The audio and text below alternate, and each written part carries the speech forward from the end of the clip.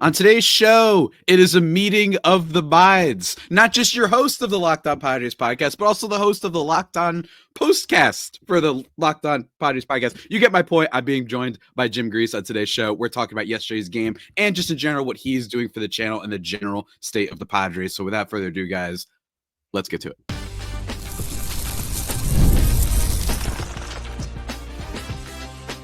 You are Locked On Padres, your daily San Diego Padres podcast. Part of the Locked On Podcast Network, your team every day. Greetings, ladies and gentlemen, and welcome to an edition of Locked On Padres podcast, which is part of the Locked On Podcast Network, your team every day for Thursday, May 1st. That's right, everybody. We're finally in May. I am your host with sometimes, occasionally, but certainly not always the most, Javier Reyes. You can follow me on Twitter /X and Blue Sky at Javipeno, JAVIIPENO. Feel free to reach out on there for any of your questions, comments, or concerns. Today's episode, though, is brought to you by Monarch Money. Take control of your finances with Monarch Money. Use code LOCKDOWNMLB at monarchmoney.com for 50% off your first year. And today's a very special episode. It is in those old shows, I'm frankly any type of show, it's always fun. Like you could even take the recent, like the CWDC shows. You know, you had the Arrow, you had Flash. It was on the same channel, but then it was like, oh my gosh, the characters are going to interact. That's what's going on today. I'm being joined by Jim Gries, host of, he does the Locked On postcast. You guys have probably heard him before, but we want to sync up. We want to have a meeting of the minds, a mind meld, to just talk general Padres stuff. And then I guess your background as well as yesterday's game, because yesterday's game, basically, I mean, it's dumb to call a 2-game sweep like a sweep, but we're going to do it anyway. You know what I mean? That's what we're going to do here on this show because it's in our favor. But Jim, how are you doing on this fine Thursday morning? Doing very well, Javi. Thank you so much for having me, man. And thank you so much for coming on the postcast last week because this channel, man, you've done a lot of great work on the channel over these past few years.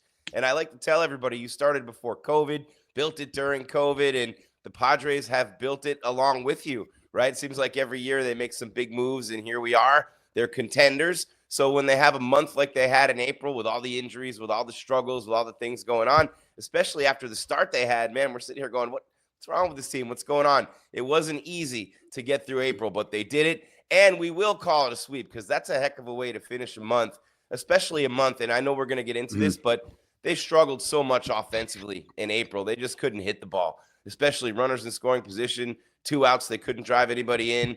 And with this Giants series, Arraez comes back, Hayward comes back, both lefties. We don't want to ever discount the fact they were missing those lefties in that lineup. Can't righty. Arraez comes back swinging like he never left. Hayward makes a big catch to help save the game yesterday, and it's a shot in the arm for the Padres. So they get the 2-game sweep, right? They get the 2-game sweep, and now they head out on a 9-game road trip. And a little bit of luck too. They're not going to see Skeens in Pittsburgh, so they miss his turn. He pitches today. Yes, we love Skeens here, Padres fans. Everybody loves that man so much. They definitely think he should have won Rookie of the Year. He's a very a beloved figure in the Padres community. He keeps ducking us. It's crazy. He just keeps ducking the Padres. It's like, what are you afraid of? You afraid for Merrill to take you deep? That will set Twitter ablaze. Let me tell you, if Jackson Merrill ever hits a home run off of Paul Skeens, then it's just going to be nuts if that happens. I personally don't care. I think Skeens was obscenely historically great. I just know that Padres fans get mad about it. But let's first talk before we get into everything in general, Padres and you as well, since we're on it already, right? Let's talk about yesterday's game, completing the sweep. The Padres won 5-3 in this one. You talked about it on your postcast as well. Michael King, pretty good. In my opinion, pretty good at baseball. 5 2/3 in this one, 6 Ks, only gives up 1 earned run. And it was kind of one of those starts where they really wanted him clearly to go through 6. They tried, but he ends up having that 1 walk, or not a walk. It was a hard hit by Jung Ho Lee. Arraez couldn't quite hang on to it, but it's all good. It happens. King has been literally outside of that 1 start to begin the season. I feel like has been just basically super dominant the entire season, right? Beginning of the season, 2 2/3, he gives up 3 to Atlanta. After that, he's given up a combined 6 runs in every start. All starts combined since then. He is just outrageous. And while I do sense a little bit of regression at some point, I don't think he's a 2.03 ERA guy. Jim, this guy has been, here's how I'll put it. I don't like it when people say the Padres really fumbled and they lost Juan Soto. Correct, but I don't like that everyone ignores that they did get Michael King back out of it. Yeah, and Michael King's a really good pitcher, man. And look, how good does it make them look? Manager Mike Schilt, and of course Ruben Niebla. I love Ruben Niebla. Who doesn't love him as a pitching coach? But to pick King as the ace coming out of spring training, and people are going, Cease finished 4th in the balloting last year. Yeah. People assuming it's going to be Dylan Cease.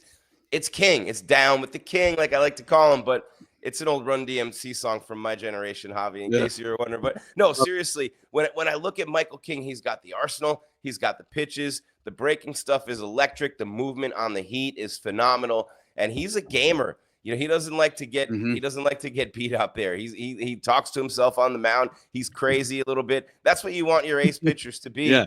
And he has, other than that opening day start, you're right. He's been great. The only thing I'm still coming to terms with, and this is an old head thing, you know what I mean? My kids call me a boomer. It is what it is. But I like my starters to go 7, and I know that doesn't happen anymore. We've seen it a couple times this year. We have when the bullpen's taxed, but I will say this. When you have a bullpen as good as the Padres bullpen is, and you don't have to worry about burning matchups anymore for one hitter at a time with the new rules, starters are not going to be going that long. So if I'm a starting pitcher, and I'm a parent, right? It might be a little too late for my kids, but start your kids now, starting pitchers. You only have to go 5 innings, and you're going to make $100 million a year by the time your kids are old enough to play in the big leagues. But yeah, I mean, I think right now, out of anybody in the National League, I'm comfortable with King with the ball against anybody. Mano y mano, any pitching matchup in the league. Padres 1-game season on the line. What I've seen with King, I'm comfortable with him having the ball right there in that spot. Yeah, I mean, he's just been unbelievable. He had the great start last year in the postseason against the Braves. The 7 innings, what was it, like 12 strikeouts? He was unbelievable. Even if the Braves weren't at their max, who cares? It was amazing, especially for making like kind of like your debut in a way, like in a sense where they were like, you are the guy. We need you. This is a 2 out of 3 coming out party. Yeah, absolutely. Like a coming out party. I think that put him more on the map. Yeah, I agree. And what's funny is that with the Padres bullpen, they did give up some runs in this one, which is very rare. I don't care whatsoever. And what I mean by that is, well, yeah, I don't think every reliever in this bullpen is going to have a sub 1.5 ERA for the entire season. So it's not surprising. And part of it, Jeremiah Estrada gives up 2 earned runs in this series. Very much not what we're used to, right? He gets 2 strikeouts as well, which is great. But to me, I look at it as, I'm also wondering, maybe he's just not used to that role coming out in the 6th inning. He's usually more of a late inning guy. And look, it sounds dumb, but it's true. That's what it is with these guys sometimes. So I'm okay with, let's just attribute it to that. And it's understandable why Mike Schilt maybe wanted to use the bullpen. You had the off day on Monday. It's only a 2-game series. Then you have another off day before you get on that long road trip. So that's probably why he's like, I'm using all my best guys. Make sure we get these wins. Then we'll go out there. Jason Adam. Another guy who's been basically invincible all season. Yeah. He gives up a home run in this one. Again, don't care. He was basically unhittable all year.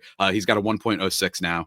Again, that's so absurd. He had 0.56 before this. Gives up 1 home run in this one to, who was the fellow that did it? Yastrzemski. That's right. Yastrzemski. But again, I'm not really caring about that much. He had that one pitch that went like into the batter's box. Like he had one pitch that he just completely lost control of, and then he got the strikeout right after that. I mean, come on, what else can you ask for? Man, and Chapman too. Chapman's really struggling, and it happened to find him twice in key spots yesterday where Estrada struck him out in a big situation. But how about Manny's play? I think Manny's play, that actually probably saved the game, because he doesn't make that play there. That probably leads to a big inning for the Giants, and that's been kind of plaguing the Padres as well here and there. But I think we sometimes take Manny for granted. I don't think all of us take Manny for granted, but sometimes you do. When someone's that great for that long, and he's got that shortstop range at third base, and it's just, he's so great over there, man. What a play. Absolutely. It should be taught in every class in school, Manny Machado's defense. I don't care if it's baseball.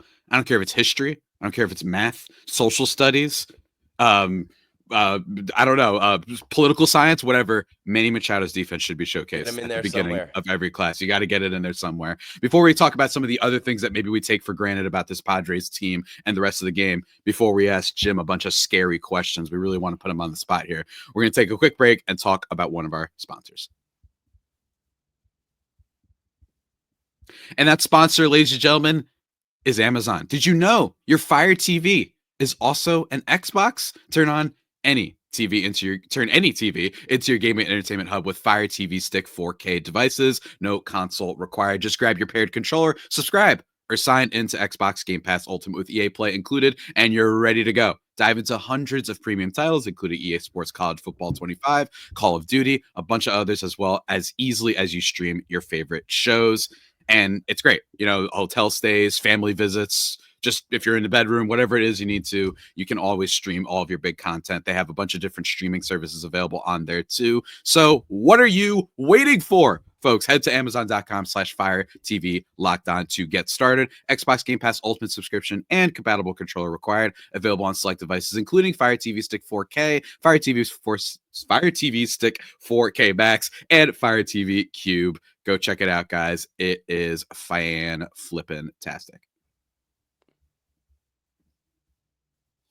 And just like that, everybody, we are back here on the Locked On Padres podcast, being joined by big Jim Gries here, talking about yesterday's game. We were talking about some things that we maybe take for granted with the Padres, and one of those things has been just some of the minor, I think, players, right? So I think in yesterday's game, you had a big single from Jose Iglesias. We know Manny Machado is great. We've had some questions on the show where everyone's like, what's going on during the losing streak, right? My thing has been, he's hitting the ball hard as heck, and he's had a couple of hits that were robbed, right? Heliot Ramos made a great catch in this game, in game one, I should say.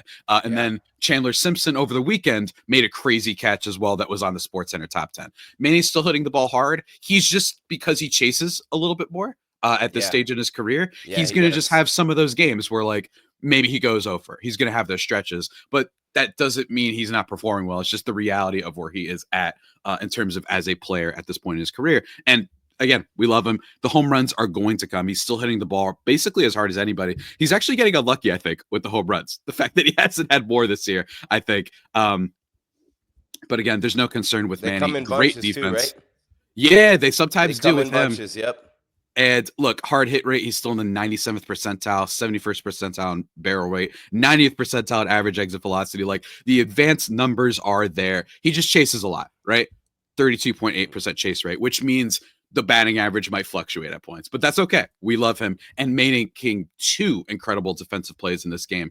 He's been freaking awesome. And don't listen to the advanced stats on the defense for him this year. I think that they're totally wrong on him. I don't know why he's in the negative in that area. Don't agree with it. It'll be fine by season's end. Also, we talked about Jose Iglesias. Luis Arraez, we mentioned him. I don't know about you, man. Having him back in the lineup for this desert that was the offense over the past basically 2 weeks or so. Yeah. Having him back, and Arraez hasn't even been the usual Luis Arraez, which I think he's going to get to because he had a thumb injury last year. He still was an above average offensive player even with that. I think he's going to get better, and he's kind of getting there now, right? You're seeing him slowly get into that menacing kind of offense. He's got a 118 WRC plus this year, which is very, very good. And he's also got, what is his OPS right now? I don't even have it in front of me because I am unprepared. But whatever it is, he's at 780. He's going to be an 800 guy soon enough. He rips an RBI triple in this one on an inside pitch. Even when Arraez isn't playing great, I was so happy to have him back in this lineup with some of the stuff we've seen over these last couple of weeks. Yeah, and having, like I said, having that lefty bat right there to break all that up. Because Fernando, to have Arraez behind him, not being a power hitter per se, but that's not necessarily protection, right? But you do pitch Fernando a little bit differently with Arraez behind him. And then, you get into the meat of the order. But I love Fernando in that leadoff spot.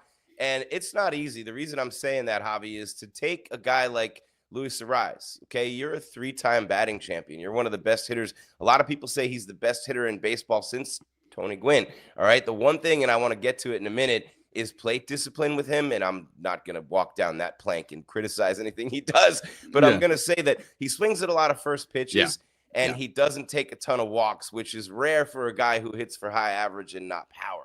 Strange, right? Strange. Very but bizarre, the whole game has changed to the point where, the old way of looking at things isn't necessarily the way to look at him anymore, but he does not take a lot of walks, swings at a lot of first pitches. But I like Luis Arraez a lot.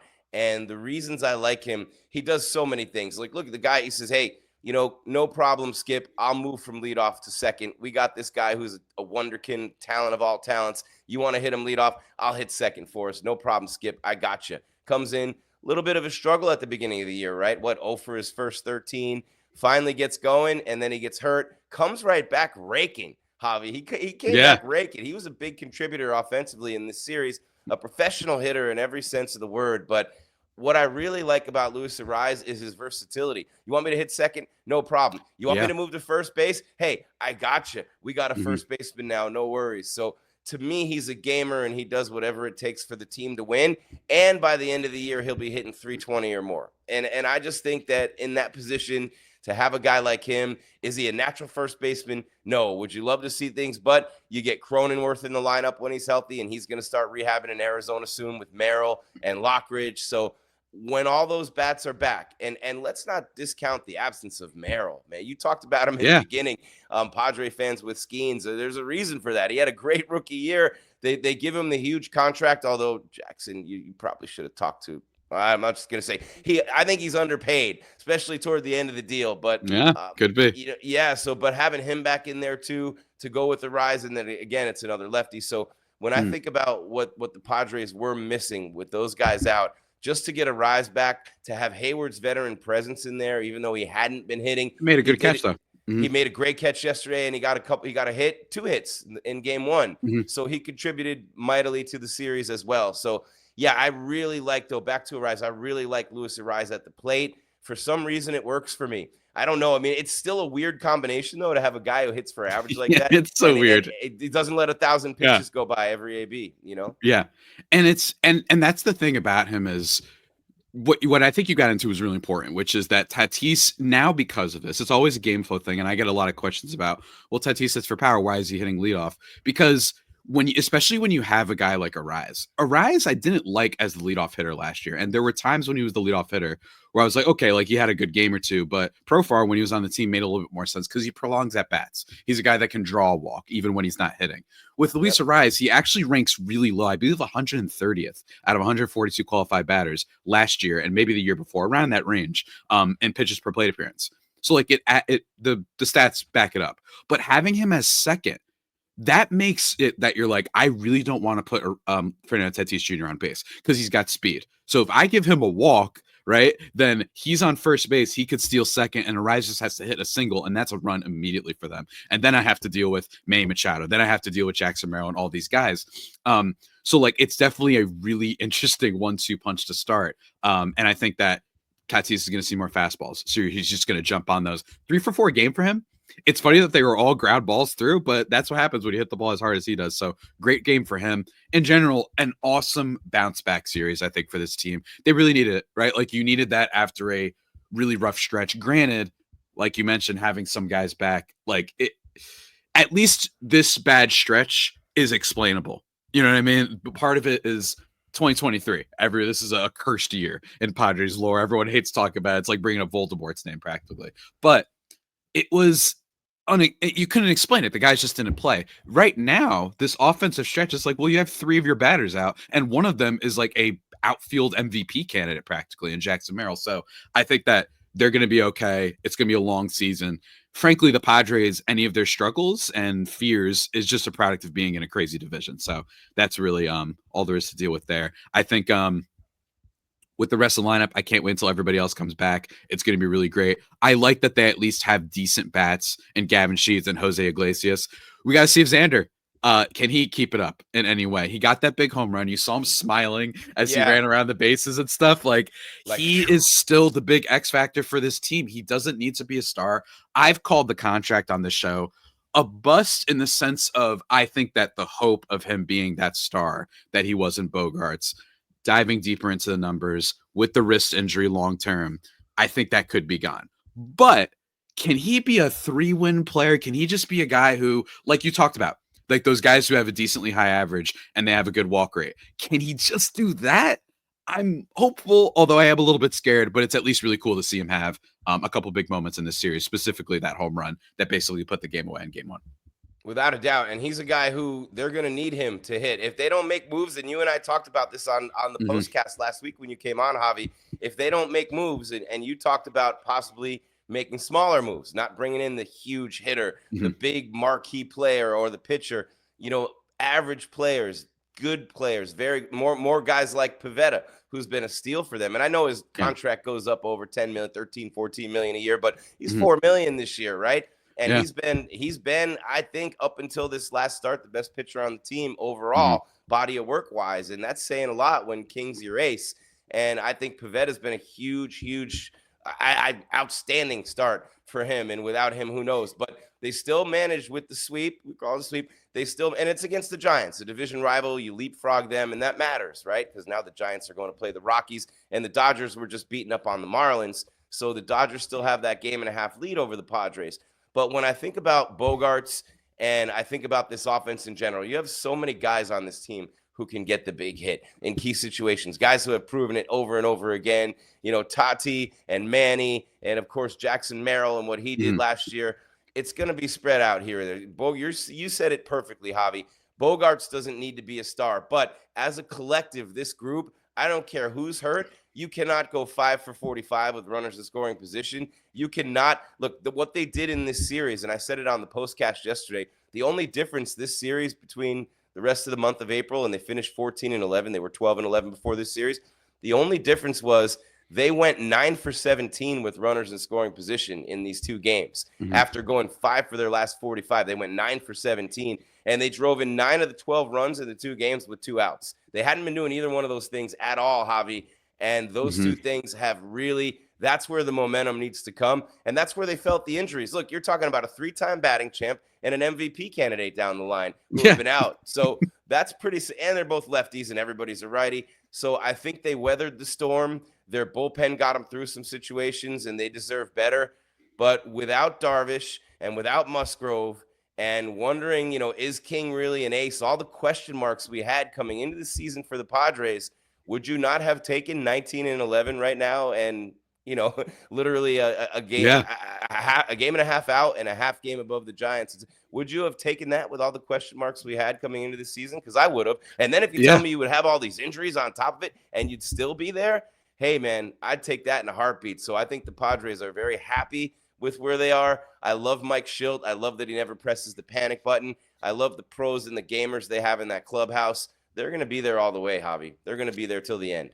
Absolutely, man. I agree 100%. And speaking of happy where we are, guys, we're going to keep talking about the current state of the Padres and what to expect going forward after a few words from our sponsors. And folks, let me tell you, when it comes to checking your bank account, sometimes you wonder, where did all my money go? Between dining out, online shopping, and entertainment, it's easy to lose track. And that's where Monarch Money comes in. You heard them at the top of the show, guys. Your personal CFO that gives you full visibility and control over your finances. But Monarch Money isn't just a budgeting app. It's a complete financial command center, folks. That's right. You know what I mean? You know what I mean? You can track all your accounts, investments, and spending in one place, so you stop just managing your money and start building wealth. Why did I not? My voice is weird sometimes. Anyway, when I started using Monarch Money, I realized just how much I was spending on food delivery, and now I budget smarter and save more. Instead of juggling multiple apps, you can use Monarch to check your finances, track spending, and even plan long-term goals. And managing money with your partner is smoother than ever. You can track shared and personal accounts, set goals, and stay on the same page without the stress. So take control of your finances with Monarch Money. Oh, you love it. Use code LOCKEDONMLB at monarchmoney.com for 50% off your first year. That's monarchmoney.com, code LOCKEDONMLB for half off your first year. Go on and check it out. And just like that, everybody, we are back thriving and vibing to the final segment of this year Locked On Padres podcast. But without my man, Big Jim, it turns out he had to make a run, a little bit of a kind of emergency run, dare I say. He had to leave. Don't worry, he will be back on the show again. And we're going to talk a little bit more about him next time. We ended up talking a little, we love the Padres, man. You know what I'm saying? We love the Padres so much that we got way too locked into yesterday's game. But it's okay. He'll be back to talk about kind of, you know, what he'll be doing in the postcast. I highly recommend everyone check it out. It's just some extra free content for you guys after every game that he's going to go live and talk. And I go on there sometimes as well. And I will post on all the social media channels if I'm good to be on. And we will be posting his postcast as well. So go follow me again at Javipeno, JAVIIPENO on Twitter /X and Blue Sky. couple more things to talk about. Obviously, big Pirates series that's coming up this weekend. Big road trip, 9-game road trip coming up for the Padres. Starting May. Really crazy that we're in this month now. Pretty wild, right? I just think that it's important to remember always that it is so early on in the season. So whenever the Padres have a bad stretch, it is going to be one of those things that gets magnified a lot. But it's really important to remember that sometimes these are just ebbs and flows of the season, right? You saw the offense sucked for a little bit, but it's supported by the fact that they have all these guys out. As Jim said, you add the lefty bats, one of them's an MVP, one of them's a 3-time batting champ. Things are going to change. And don't get me wrong, there are some scary matchups on this in this little stretch that they have here, right? You've got the Yankees, 3 games against the Yankees in New York. I might be going to that game. I don't know for sure with a friend of mine. We're going to see if we make that game. I'm going to try at least, but I'm really looking forward to it. It's going to be a blast this coming week.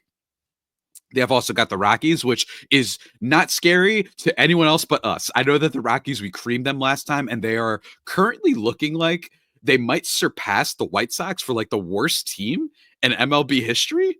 Like the White Sox already set that record last year. You know what I'm saying? And they're already trying to like usurp that. So congratulations to the Colorado Rockies, who, by the way, had a little bit more, let's say, potential heading into the year. So again, yes, I am scared of the Rockies because that's just been a team that for whatever reason the Padres have struggled against over these past few years. But all in all, it seems like they really truly might be horrible. Some updates. Jackson Merrill and Brandon Lockridge are, in quotes, towards the finish line of their rehab, according to Mike Schilt. Jake Cronenworth is heading to the team's spring complex as well for live at-bats. That, according to AJ Cassavell of MLB Network. Having those guys back will be huge. I actually think, Lockridge is not like the craziest thing in the world, but maybe there's some mix and match potential there. And we've seen him make some really good plays in the outfield and be a decent speed guy, right? So I think that you might see Tyler Wade potentially get a reduce in playing time. I say potentially, though, because Tyler Wade has been really, really good for this team so far. He's got a 131 WRC plus. He's hitting 289 with a 413 on base. He has a 17% walk rate, and granted, just 47 plate appearances. But that's something. You know what I mean? So maybe did AJ Preller see anything in this man? Is it possible that all the slander that was for naught? Were we wrong? Well, probably, I would say probably not. We have not seen anything gigantically change in his percentiles, right? There's nothing massively different. The only thing that has changed, actually, is that he's whiffing and striking out on more pitches, and he's drawing a higher walk rate. It's just not sustainable. He's not hitting the ball all that much harder, but I do think there's a world in which he can be useful as a bench bat just because of the speed. And one of the things, speaking of useful, that we saw is someone who wasn't very useful, Mr. Yuli Gurriel, finally getting DFA'd by the team. I'm not going to gloat or anything like that, but here's my thing. I've said this 476 times, right? 476. Yuli Gurriel with the Padres this year posted a 5 WRC plus. And the reason he was so frustrating was because unlike Lockridge, unlike Jason Hayward, unlike Tyler Wade, those guys are, at least they have something that they're good at. Right? In the case of Lockridge and Tyler Wade, it's speed. Lockridge a little bit more on the defensive side. Jason Hayward, it's a veteran presence, as Jim pointed out, which definitely matters a little bit.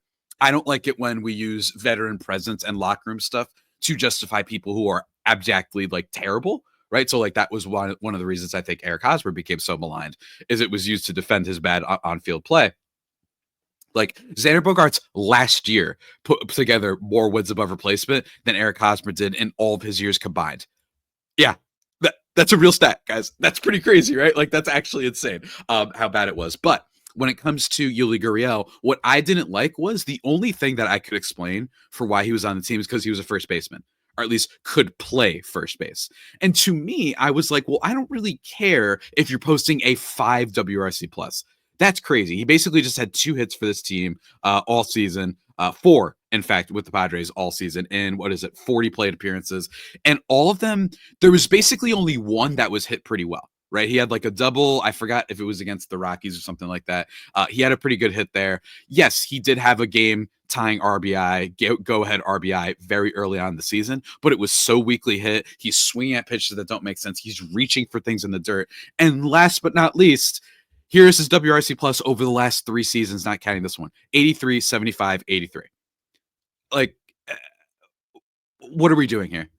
right? Like, what are we doing here? 83, 75, 85, below 100, and all you're supposed to do is hit. I think the Padres got way too, let's say, what's the word? Like, allured by the low strikeout rate and the fact that he could draw a walk, right? Like, that is something that he's done throughout his career. He doesn't strike out too much. But I really think that it was just a case of what are we doing?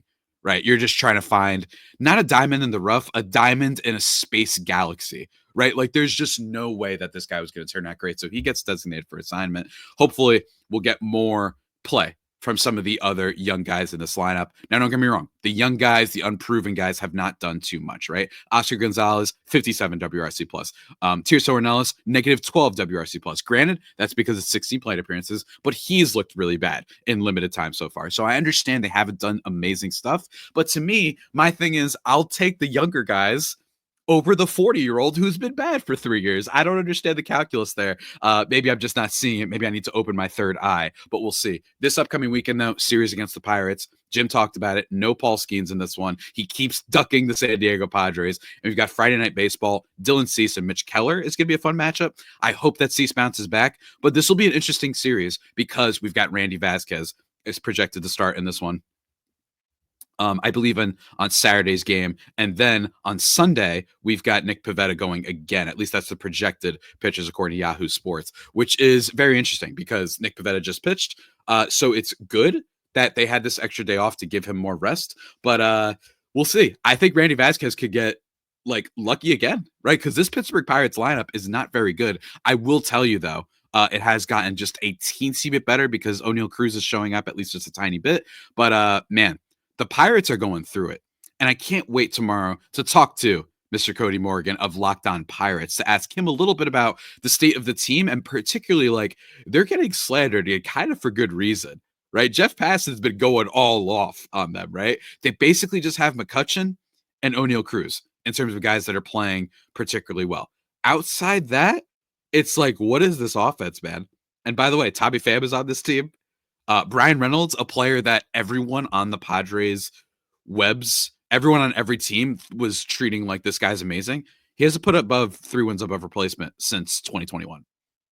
And he just got paid big time by the Pirates. So I don't like Brian Reynolds. I've been a hater because that man was in trade rumors for like 30 years, bro. You guys don't understand. I wrote about this for Just Baseball, which great website. Go check it out. I wrote about that. Like Brian Reynolds literally mentioned in so many trade rumors. There was one report that said they want a Soto-like package and he ain't any good. So we'll have to see how that pans out. But again, I know that I basically just fluffed time at the end of this podcast today. What do you want from me? I didn't realize Jim was going to go. We love him so much. Everyone go send him some kind words on the postcast for me. But you know what? You have to do it. And I hope you guys enjoyed the episode. Looking forward to the weekend. We will be having the mailbag on Monday, and we might be doing another crossover next week. We'll have to see because it is the Yankees. I haven't talked to my friend Stacy in a while. So maybe we'll do that. We might do a series recap as well.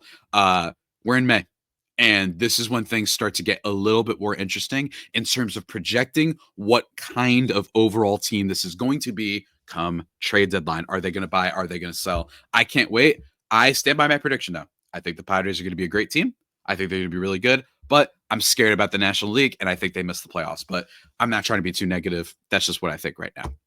But folks, that about does it for today's edition of the Locked On Padres podcast, the only pod that may be better than the Padres themselves. Remember to subscribe to the podcast wherever you get your podcasts from. Until the old next time, stay safe. And of course, stay faithful.